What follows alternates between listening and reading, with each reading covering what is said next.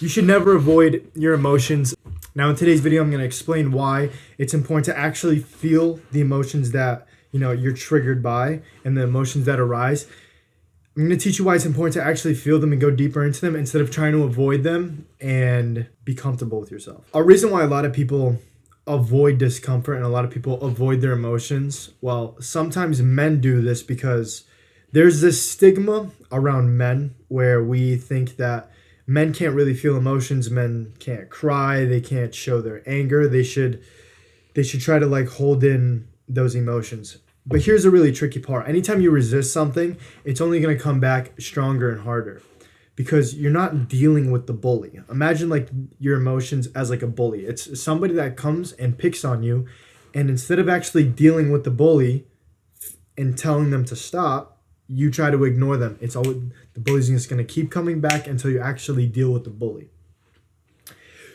There's a reason why we get anxious. There's a reason why we get sad. There's a reason for every single emotion that we as humans feel. It's a natural thing. We are always going to feel emotions. And the way to deal with them is to express the truth and to figure out the truth. So anytime you are triggered by an emotion, instead of trying to feel comfortable and trying to avoid it, actually go into the depths and try to go really deep into why that thing makes you feel uncomfortable.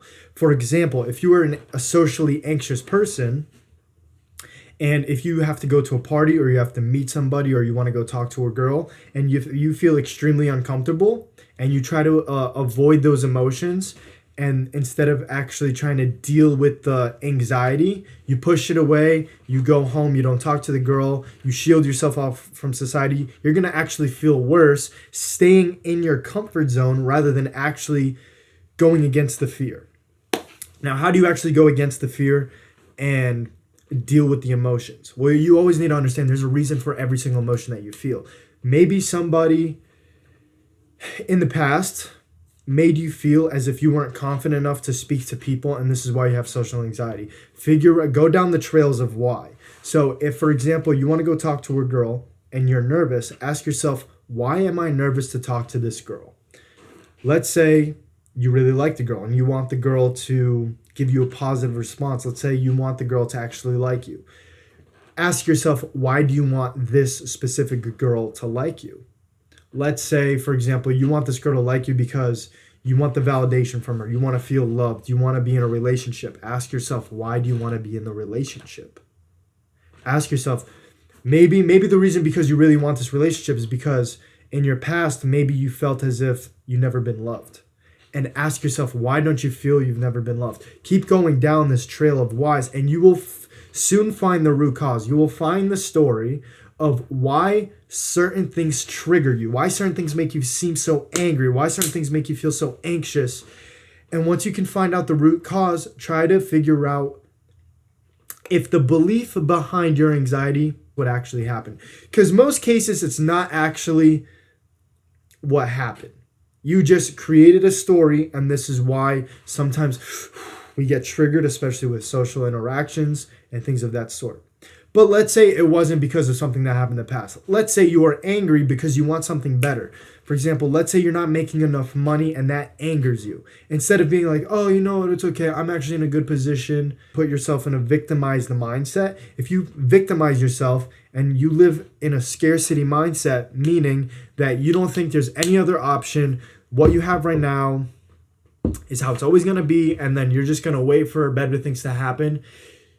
You should use that anger, go deep into the emotion, figure out why you're angry, why you should be making more money, and go and actually try to achieve the goals that you want. Try to go and make more money. Don't ever try to resist those emotions because, like I said, we as humans, we're always going to feel emotions.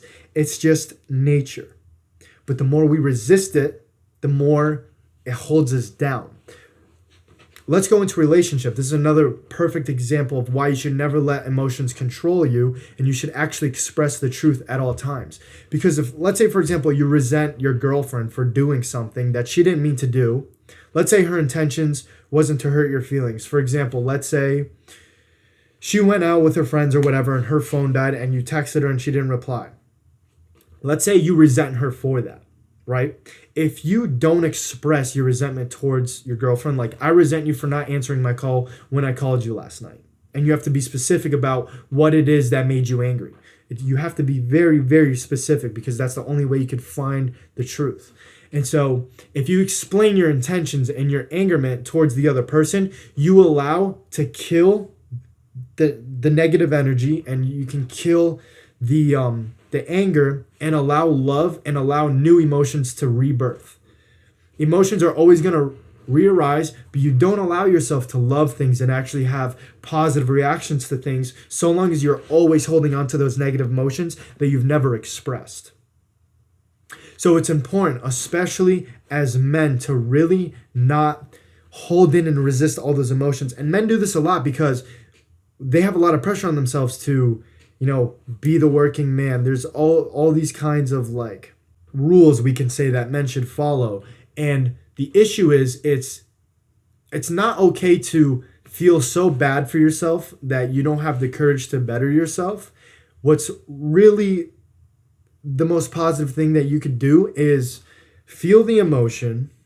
You can feel bad for yourself, but have the courage to learn from it, express the truth, and then get better and find the result that you were actually wanting. The reason why you should never avoid your emotions is because emotions are a naturally occurring thing. They're going to come up in our entire lives.